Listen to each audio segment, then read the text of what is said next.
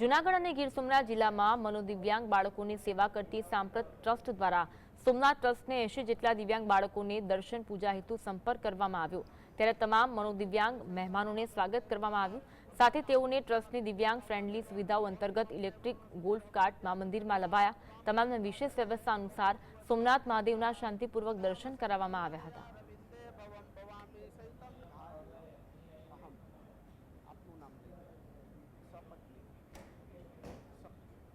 87 બાળકો અતિ ગંભીર દિવ્યાંગ બાળકો છે।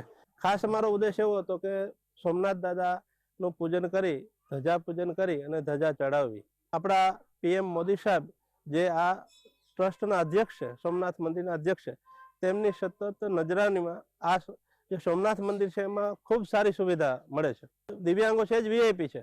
આ મંદિરને એવી એક લાગણી અને એક એમનો નિયમ છે કે દિવ્યાંગો આવે એમને મંદિર સુધી કઈ રીતે લઈ જવા, એમને કોઈ અગવડતા ન પડે, દિવ્યાંગોને તમામ સુવિધા આપવી।